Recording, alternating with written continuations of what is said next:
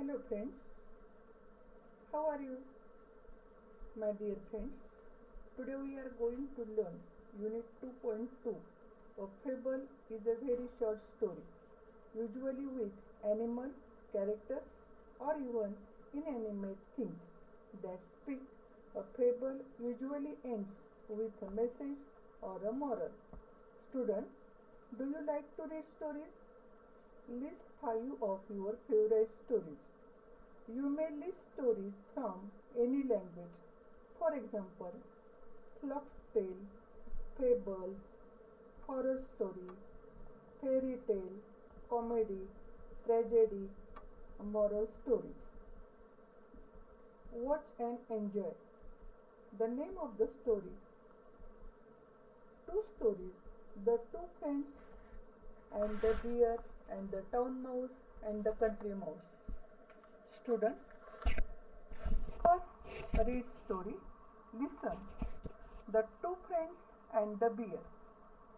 Two friends were traveling together through a wood when suddenly they came across a bear.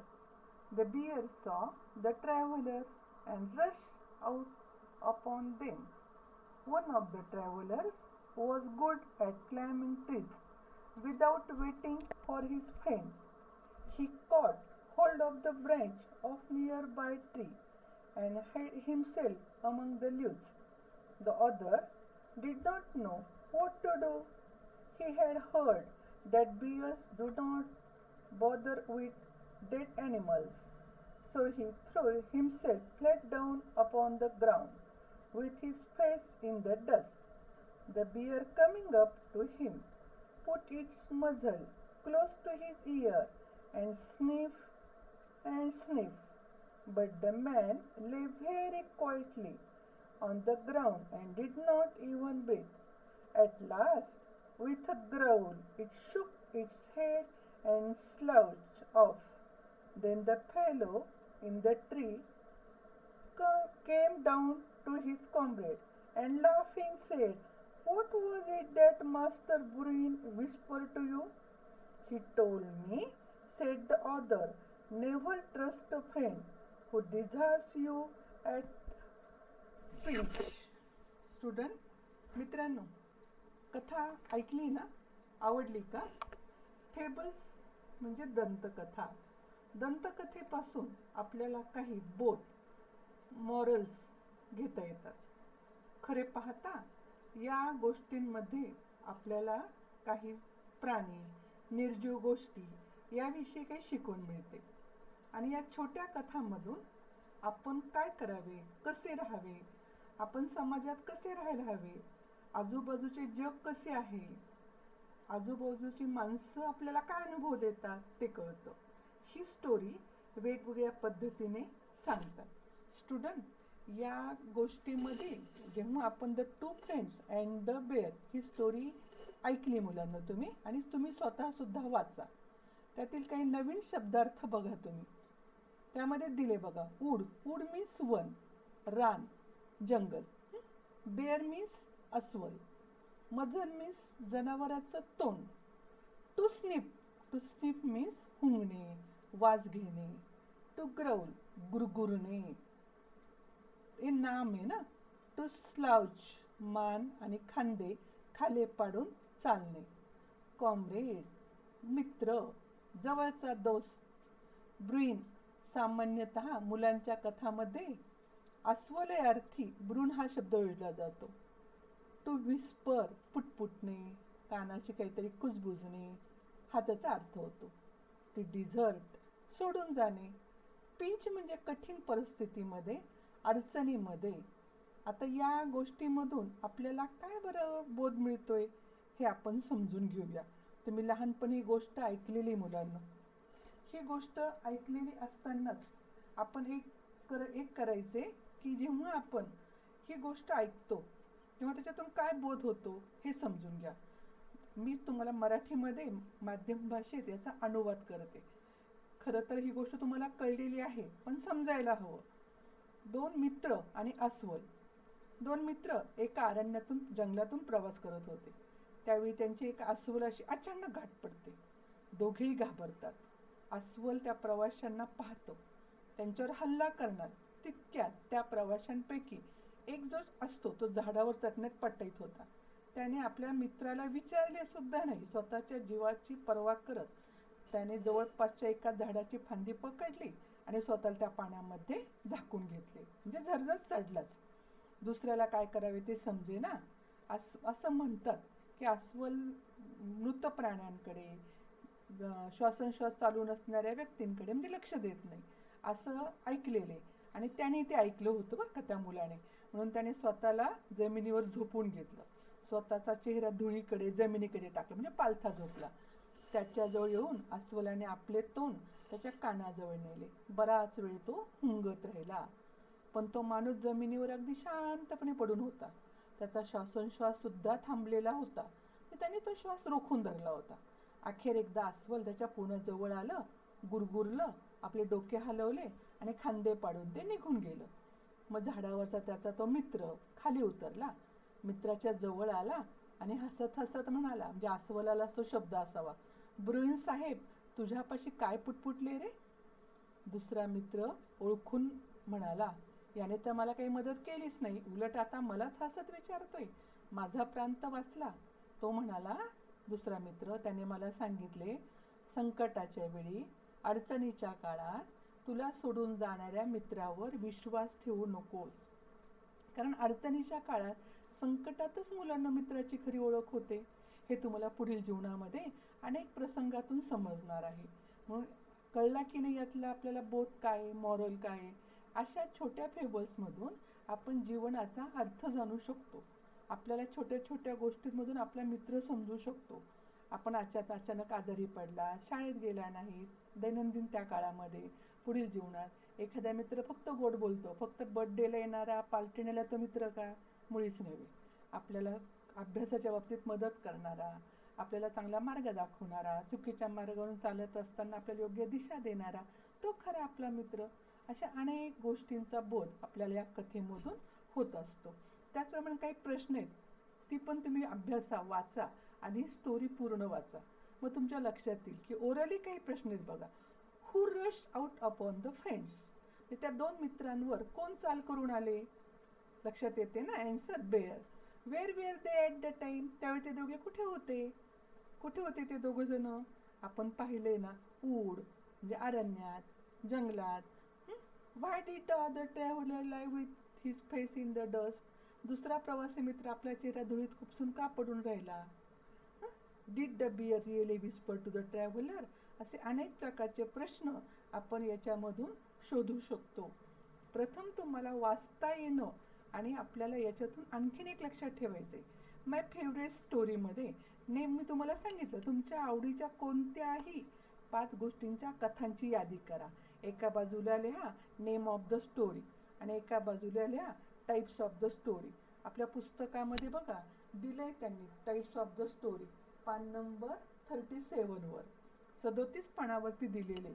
मग आपण तिथं ते 2 प्रकार करू शकतो, नेम ऑफ द स्टोरी आणि टाईप्स ऑफ द स्टोरी. मग त्याच्यामध्ये आपण लिहू शकतो की स्टोरींची नावं कोणती आणि ती स्टोरी कोणत्या प्रकारची. मग हॉरर आहे, कॉमेडी आहे, फेरी टेल आहे, की मॉरल स्टोरी आहे, की ट्रॅजेडी आहे. मग कोणत्याही 5 गोष्टींची नावं तुम्ही कोणत्याही भाषेतल्या, हिंदीतल्या, मराठीतल्या, इंग्रजीतल्या गोष्टींची नावं लिहायची आणि एका बाजूला त्या गोष्टीचा प्रकार लिहायचा. मग ती कॉमेडी आहे, हसरी आहे, दुःखी आहे, की बोध देणारी कथा आहे, की भीतीदायक कथा आहे. हॉरर स्टोरी म्हणजे भीतीदायक, ट्रॅजेडी म्हणजे दुःखदायक, मॉरल म्हणजे आपल्याला काहीतरी बोध देणारी, कॉमेडी म्हणजे हसवणारी. अशा अनेक परिकथा, खूप खूप मुलांनो कथांचे प्रकार आहेत. तुम्हाला त्याच्यातनं मी सांगितले my name of the story and types of the story, येईल लक्षात. म्हणून आपण एक गोष्ट जी शिकलो आत्ता, पहिली गोष्ट 2 मित्र आणि अस्वल.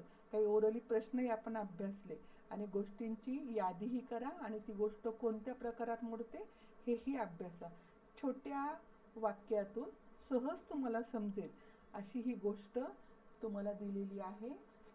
तुम्हाला पेज नंबर सांगितलेला आहे 37, 38, यावरती 38वर स्टोरी आहे the two friends and the bear. आता पुढची आपण सेकंड स्टोरी अभ्यासूया. सेकंड स्टोरी अभ्यासूया मुलांनो. सेकंड स्टोरीचं नाव आहे the town mouse and the country mouse. खूप सुंदर गोष्ट आहे. या गोष्टीमध्ये एक शहरातला उंदीर आणि खेड्यातला उंदीर यांची छानशी मैत्री असून कशा प्रकारे त्यांना एकमेकांच्या जीवनात अनुभव येतो, शहरी जीवन कसे आणि खेड्यातले जीवन कसे, हे आपण या स्टोरीमधून अभ्यासणार आहोत. शहरी जीवनामधली माणसं कसं जीवन जगतात, काही पॉईंटमध्ये बघा बरं. कंट्री लाईफ कसं असतं, सिम्पल. कंट्री लाईफ आणि टाउन लाईफ कसं आहे, तर कंट्री लाईफ कसं असतं, simple, calm and quiet atmosphere, green nature, hard work earning less, small shop. त्यानंतर तिथं काय असतं बरं, एकदम शांतता असते. विविध प्रकारचे सण अतिशय मजेशीर शांततेने आनंदाने साजरे केले जातात. तर टाउन लाईफमध्ये काय, लाईफ फुल ऑफ हरी, अत्यंत घाई असते, and flurry and worries fast. त्यानंतर तिथं काय असतं, खूप कॉम्पिटिशन असते in every field, even after a lot of money and luxury, modern means of communication and entertainment, night life, pollution and stress and strains. पण लक्षात घ्या मुलांना, या सगळ्या गोष्टीमधून आपल्याला या गोष्टीतून शिकायचं आहे काय, की शहरी उंदीर आणि ग्रामीण उंदीर यांच्या राहणीमानातला अगदी खाण्यापासून की त्यांच्या जीवनशैलीपर्यंत कसा बदल, मानवी जीवनातही हा बदल आहे, आपण हे पाहू शकतो. मग आधी मी ही स्टोरी वाचते आणि आपण नंतर त्या कथेचा, या गोष्टीचा मराठीतला अर्थ पाहूया. बघा मुलांनो. Once upon a time, a town mouse went on a visit to his cousin in the country. The country mouse was a simple, rustic fellow. He loved his town friend. He gave him a hearty welcome, beans, cheese, and bread were all he had to offer, but he offered them freely. The town mouse rather turned up his long nose at this simple country fare and said, I cannot understand, cousin, how you can put up with this poor food. But of course, you cannot expect anything better in the country. Come with me, and I will show you how to live. When you see town life, you will wonder how you could ever live in the country. No sooner said than done. The two mice set off for the town and arrived at the big house where the town mouse lived in a hole. You will want some refreshment after our long journey, said the polite town mouse, and took his friend into grand dining room. There they found the remains of a fine feast. Soon the two mice were eating up jellies and cakes and all that was nice. Suddenly they heard Suddenly they heard growling and barking. What is that? Said the country mouse. It is only the dogs of the house, answered the other. Only, said the country mouse, I do not like that music at my dinner. And just at the moment the door flew open in came two huge mastiffs, and the two mice had to scamper down and run off. Goodbye, cousin, said the country mouse. What, going so soon? Said the other. Yes, he replied. Better beans and bread in peace than cakes and jellies in fear. लिसन. बघा किती मस्त गोष्ट आहे. मला ती गोष्ट खूप आवडली. बघा खेड्यातला उंदीर आणि शहरातला उंदीर कसे मजेशीर एकमेकांकडे पार्टी करतायत, गेट टुगेदर करतायत. पण यामध्ये सुद्धा त्यांना काय समजते एकमेकांच्या जीवनशैलीविषयी तुम्हाला समजलं असणारच या गोष्टीतून. तरी देखील आपण मातृभाषेतून जरी समजून घेतलं तर विशेष समजेल, हो की नाही. बघा बरं, एकदा एक शहरी उंदीर गावातल्या आपल्या जवळच्या नातेवाईकाला भेटायला गेला. तो ग्रामीण उंदीर खेड्यातला उंदीर साधा भोळा गावठी होता आणि आपल्या मित्रावर त्याचं विशेष प्रेम होतं जो शहरात राहतो त्याच्याबरोबर. आणि शेवटी एकमेकांकडे जाणं येणं करावंच लागतं. त्याने आपल्या मित्राला बोलवले, त्याचे मनपूर्वक स्वागत केले. त्याच्यापाशी, त्या खेड्यातल्या उंदरापाशी काय जेवण होतं? धान्याचे दाणे, चीज आणि भाकरी इतकंच होतं. पण त्याने त्याला त्या मोकळे मनाने दिलं. त्या साध्या गावंढळ अगदी साध्या जेवणाकडे पाहून तो शहरी उंदीर आपलं लांब नाक मुरडतो आणि म्हणतो, काय रे तुझं अन्न? या अन्नात तुझं भागतं? मला नाही बाबा आवडू शकत हे. ते मला समजूच शकत नाही. या खेडवळ प्रदेशात राहून अशी कशी अपेक्षा करता? माझ्याबरोबर चल बरं. जीवन कसं जगावं हे मी तुला दाखवतो. शहरी जीवन पाहिलेस का? आपण कधी खेडेगावात कसे काय जगू शकतो याचे तुला आश्चर्य वाटेल. लगेच ते दोन्हीही उंदीर शहराकडे निघाले. हा त्याच्याकडे राहिला, मग हा त्याच्या बरोबर निघाला. बघूया काय फरक आहे. शहरी उंदीर ज्या बिळात राहत होता त्या भल्या मोठ्या घरापाशी येऊन हे सर्व दोघंजण पोहोचले. आपल्या या प्रवासानंतर खूप दमला असशील रे. तुला काही नाश्ता हवा असणारच, अल्पोपहार लागणारच ना. तो नम्रपणे शहरी उंदीर म्हणाला. त्याने आपल्या मित्राला एका मोठ्या भोजन कक्षात नेले. ते डायनिंग रूममध्ये नेले. मोठा बंगला असावा. तेथे त्यांना एका मोठ्या मेजवानीतले पार्टीतले उरले सुरले अन्न मिळाले. बघता बघता हे दोन्हीही उंदीर जेली काय, केक काय, ब्रेड काय, सुंदर सुंदर खाद्यपदार्थ खाऊ लागले. आणि काय आश्चर्य, अचानक त्यांच्या कानावर गुरगुरण्याचा आणि भुंकण्याचा आवाज पडला. गावठी उंदराने विचारले, ते काय होते? कसला आवाज येतोय? दुसऱ्याने उत्तर दिले, अरे काही नाही रे, ते या घरातलंच कुत्रे. फक्त? गावठी उंदीर म्हणाला, म्हणजे खेड्यातला उंदीर म्हणाला, फक्त? अरे माझ्या जेवणाच्या वेळी हे असले संगीत मला आवडत नाही बरं का. असा आवाज मला आवडत नाही. नेमकं त्याच क्षणी दरवाजा धाडकन उघडला. दोन भल्ले मोठे धिप्पाड कुत्रे आत घुसले. दोन्ही उंदरांना धावाधाव करून खाली उतरावे लागले आणि दोन्ही उंदीर तेथून पोबारा करून आपल्या बिळाकडे पलायन करते झाले, पळाले. खेड्यातला उंदीर घाबरला होता. तो म्हणाला, हे मित्रा नमस्कार. दुसरा उंदीर म्हणाला, काय रे इतक्या लवकर काय निघालास? हे नेहमीच असतं. होय, हे जरी नेहमीच असलं तरी त्याने उत्तर दिले, भीतीच्या वातावरणात ह्या अशा आवाजामध्ये भीतीपोटी अन्न खाऊन पळण्यापेक्षा, जेली आणि केक खाण्यापेक्षा शांत वातावरणात राहून धान्याचे दाणे आणि भाकरी खाणे अधिक बरे नव्हे काय? बघा मुलांनो, हे फक्त पिझ्झा, बर्गर हे खाणं आणि सध्या आत्ताच्या काळात बघा बरं, आईच्या हातचं छान भाजी पोळी, थालीपीठ, रोजचं रेग्युलर जेवण, ताजं ताजं अन्न खाणं हे मजेशीर, की अगदी सतत वेगवेगळ्या गोष्टी खाणे मजेशीर? आपणच ठरवायचे की शांततेने केलेलं जेवण चांगलं की दडपणाखाली आपण जीवन जगणं चांगलं. आपण दोन्हीपैकी योग्य जीवन जे वाटेल, आपल्या मनाला आनंद मिळेल तेच जीवन जगलं पाहिजे. परिस्थितीनुसार नक्कीच वागावं, परंतु जे आपल्याला योग्य वाटतं तेच आपण करावं. हा या गोष्टीचा सुंदर असा एक आपल्याला बोध दिलेला आहे. आवडली का गोष्ट मुलांनो? आता याच्यातील काही नवीन शब्द आपण अभ्यासूया. कझन म्हणजे कोण? आपला सख्खा भाऊ किंवा बहीण असतात ना, त्यापैकी कोणत्याही प्रकारचा बहीण भाऊ किंवा नातेवाईक, चुलत वगैरे. कळलं? रस्टिक म्हणजे खेडवळ. फेअर मीन्स खाद्य, भोजन. टू पुट अप विथ सहन करणे. रिफ्रेशमेंट उपहार, नाश्ता. आपण पाटे वाचतो बघा, रिफ्रेशमेंट त्या उपहारगृह. रिमेन्स मागे राहिलेले, हो की नाही? म्हणजे जे छोटे छोटे तुकडे, उष्ट अन्न असतं, उरलेलं राहिलेलं मीन्स रिमेन्स. मोमेंट क्षण. मस्टिफ, मस्टिफ म्हणजे एका जातीचा असा एक धिप्पाड कुत्रा, त्याला मस्टिफ शब्द आलेला आहे. टू स्कॅम्पर, तुरुतुरु पळणे. टू स्कॅम्पर मीन्स तुरुतुरु पळणे. म्हणजे बघा, यावरून लक्षात येईल आपल्याला की गोष्टीमधून सुद्धा किती सुंदर बोध होऊ शकतो.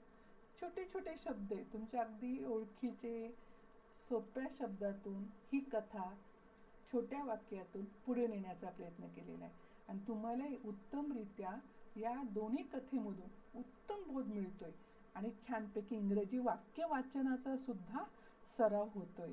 LSRW. L listening, S speaking, L S R reading आणि W रायटिंग. जेव्हा या 4 स्किलचा तुम्ही वापर करायला शिकता आहात ना मुलांनो, तेव्हा आपल्याला अधिक सोपं जातं.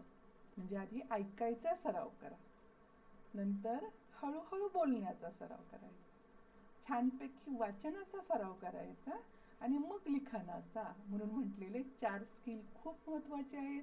LSRW, listening, reading, speaking and then writing. तुम्ही या 4ही स्किलचा वापर हळूहळू करणार आहात. घाबरून न जाता छोट्या छोट्या शब्दातून, ह्या छोट्या छोट्या वाक्यातून तुम्हाला स्टोरी समोर आहे, ही स्टोरी घरी समोर पुस्तक ठेवून वाचनाचा प्रयत्न करा. आपल्या पद्धतीने काही ओरल वर्क सोडवा, नवीन शब्द वहीमध्ये लिहून ठेवा, स्टोरी लिहून काढा, त्याचा मातृभाषेत अनुवाद, एक छोट्या छोट्या 2 गोष्टी लिहून काढा. बघा बरं, तुम्हाला सुद्धा इतरांना सांगताना किती मजा येईल. मला तर गोष्टी, कविता ऐकायला आणि सांगायलाही आवडतात. तुम्हाला तर नक्कीच आवडत असतील. आणि या सुट्टीच्या काळात हीच गोष्ट आपण आपल्या आईबाबांना सुद्धा छानपैकी वाचून दाखवू शकतील आणि ते म्हणतील पण वा शाब्बास, किती छान वाचतोस रे. छोट्या शब्दातून आपण वाक्य वाचायचं आणि मग त्याच्यातून तुम्हाला काय होईल, त्याचा अर्थबोध होऊ शकतो. इंग्लिश वर्कशॉपमध्ये सुद्धा तुम्हाला दिलंय बघा. The story has 2 parts. Write the happen in each part. या कथेत 2 भाग आहेत. एक आहे in the country at the big house, म्हणजे खेडेगाव पण आहे आणि शहरी. या दोन्हीतून आपल्याला काय अनुभव येतोय. कंट्रीमध्ये काय आहे, the town mouse went to visit his country cousin. नंतर ॲट द बिग हाऊसमध्ये काय होते, the town mouse offered his cousin jellies and cakes. शहरी मित्र काय देतोय, जेली आणि केक्सची ऑफर करतोय. तर खेडेगावामध्ये काय करतोय, तो बीन्स वगैरे देतोय. म्हणजे आपल्याला या वाक्यांमधून सुद्धा छोट्या 2 भागात विभागणी करता येते. त्याच पद्धतीने आपल्याला काही उदाहरणं दिलेली त्यांनी. Translate the following into your mother tongue.